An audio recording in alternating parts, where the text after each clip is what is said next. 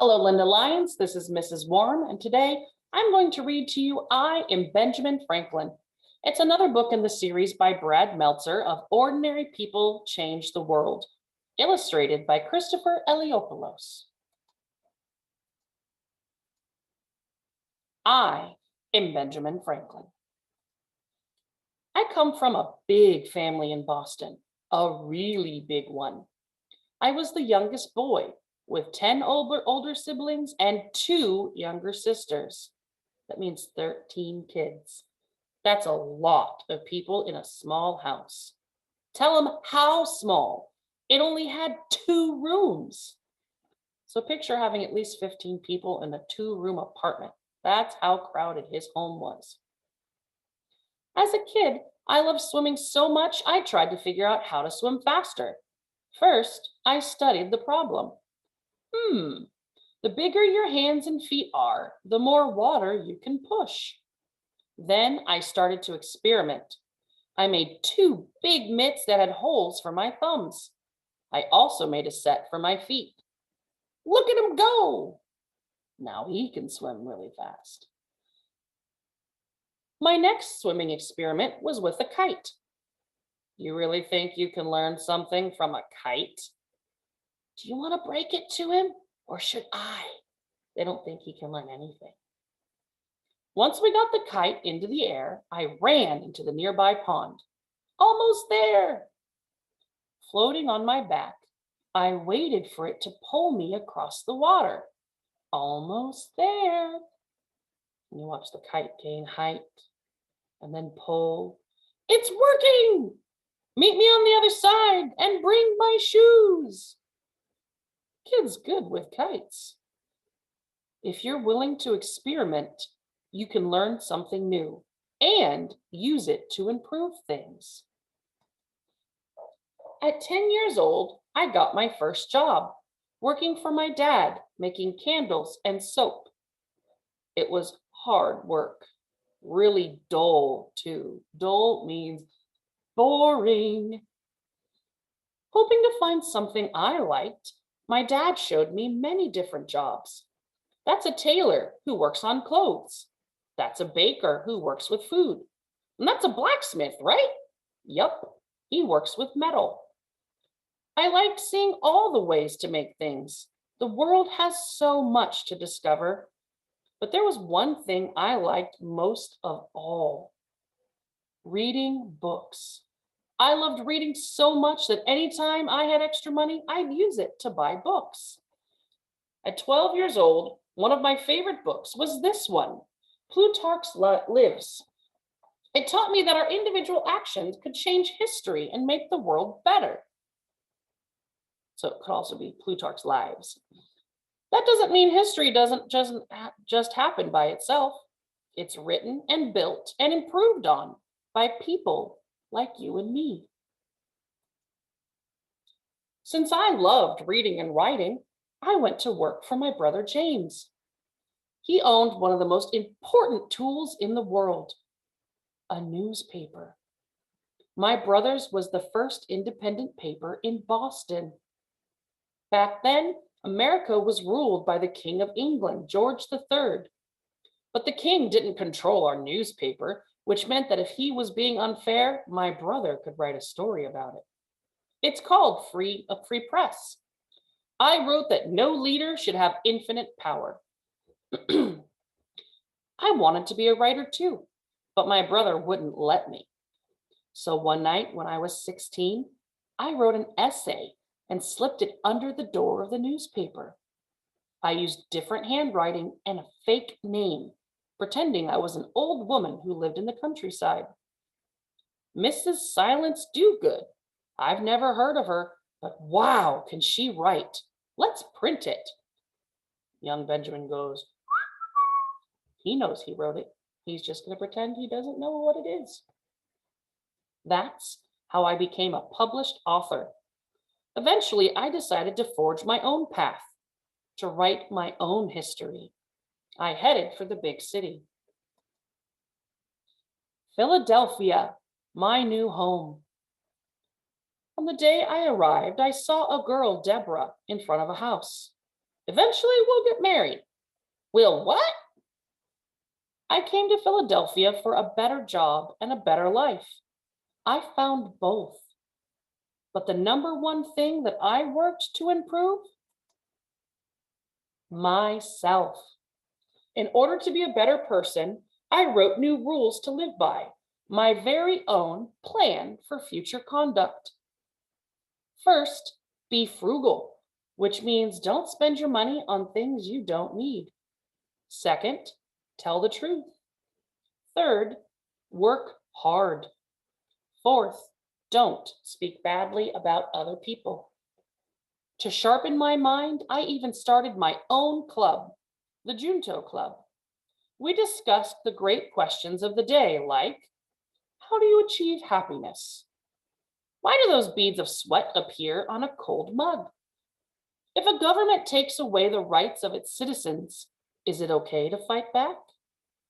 And then Benjamin says, why do I feel like that's going to be a very important question? He's referencing their treatment by the British King George III. So he's thinking, if a government, the British king, takes away the rights of us, the citizens, is it okay to fight back to get your rights? My most vital work came from my job. Vital means really important. In Philadelphia, I opened a print shop for my own newspaper, the Pennsylvania Gazette. I was a champion of the free press, printing many different opinions.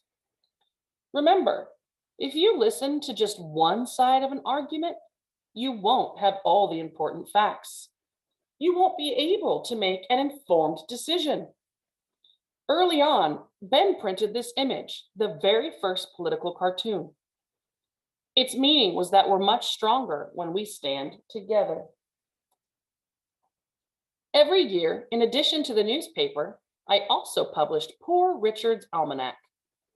An almanac is like a calendar containing weather forecasts and the times that the sun will rise and set.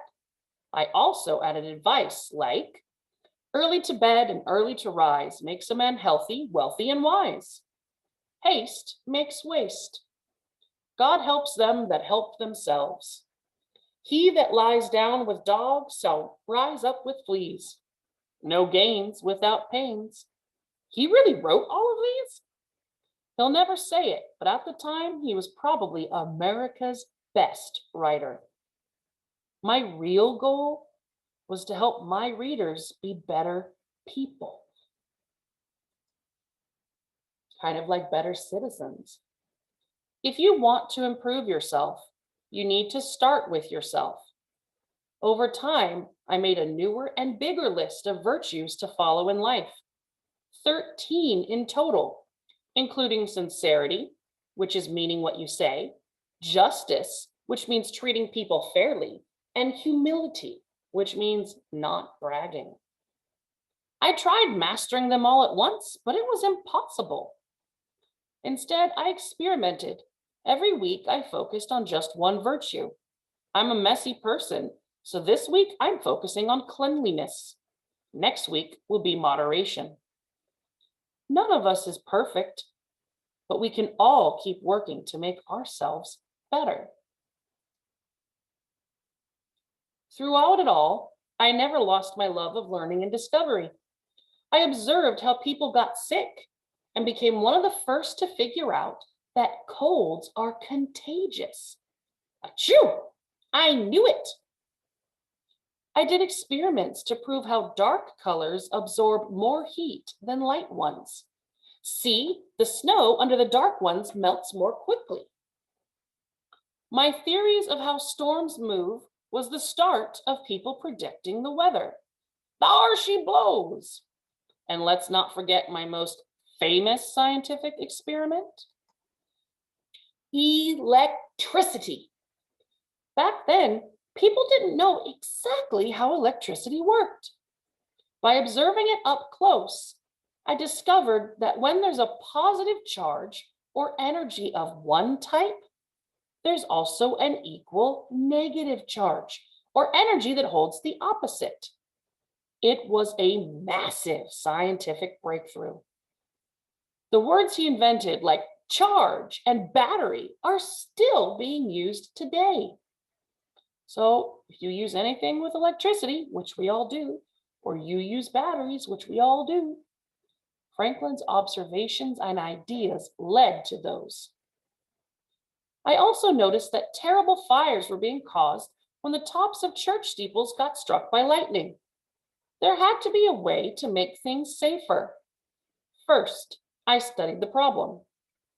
I think it's the metal on the roof. I think the metal is drawing the lightning from the sky. You sure about that? Let the experiment be made. And he rushes off with a kite. At the time, I'd been waiting for a local church to finish building its steeple so we could put a metal rod up and test it. They were taking so long that my son and I decided to try it ourselves with a kite. In June 1752, on a cloudy night, we put a pointy wire at the top of a silk kite. Then we tied a key to the kite's wet string, hoping it would show us sparks after the lightning hit the wire. Almost there. People think I was an old man by then, but I was only 46, and my son was 21. Almost there. When the clouds first passed over, nothing happened. Give it time. Almost there. Almost there. And then, look at the string. The strands started to rise. And the key, it worked. Instead of hitting and burning the kite, the lightning was attracted to the metal. Soon after, the world's very first lightning rods were installed in Philadelphia. To this day, rods around the world have prevented millions of fires. Of all of my experiments, perhaps the most important one was this, the American experiment. Back then, the United States didn't exist yet. There were no states, just 13 colonies, all controlled by King George III, who was treating us unfairly. We shouldn't be ruled by a king. We should be our own country and make our own rules. He's standing next to George Washington. In 1775, the American Revolution was beginning. I was elected to the Second Continental Congress, where we voted for the 13 colonies to join together and fight as one against the king. Over 20 years after he first published it, this cartoon became a symbol for the country standing together for freedom. We also see other founding fathers in this picture, John Hancock, Thomas Jefferson, and John Adams. Thomas Jefferson was selected to write a document that would declare our independence from England. In it, we'd tell the king what kind of country we hoped to be. People who lived here would have certain rights to life, liberty, and the pursuit of happiness. Jefferson asked me to read his first draft. I made a number of changes, including this one. We hold these truths to be sacred and undeniable. What if we changed it to this? We hold these truths to be self-evident, that all men are created equal. Through history, it has always been true. Nothing can stop a good idea. In my life, I worked hard to improve things, including improving myself. That doesn't come easy.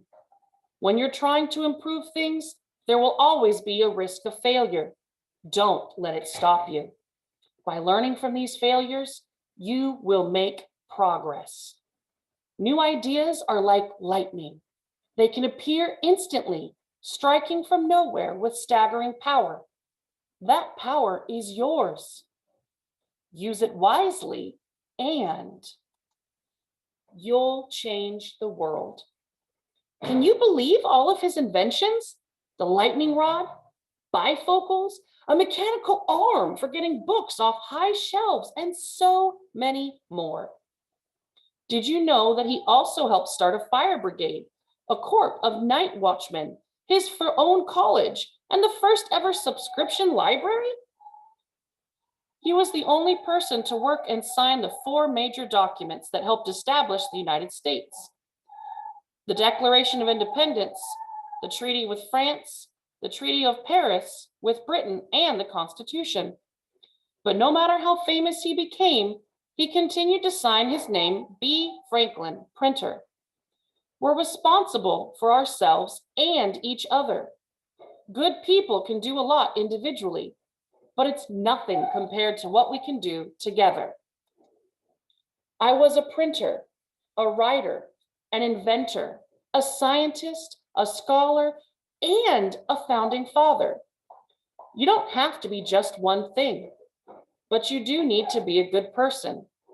You can always improve yourself. You can always improve your world. There are countless ways to do it. Look for problems that need solving. Experiment and find solutions. Help the people in your community. And of course, use your voice. Speak up and speak the truth. I am Benjamin Franklin. Improve yourself. Improve the world. And here's a timeline of Benjamin Franklin's life. And he's currently on our $100 bill as well. I hope you guys enjoyed listening as much as I always enjoy getting the opportunity to read to you. Have a great day.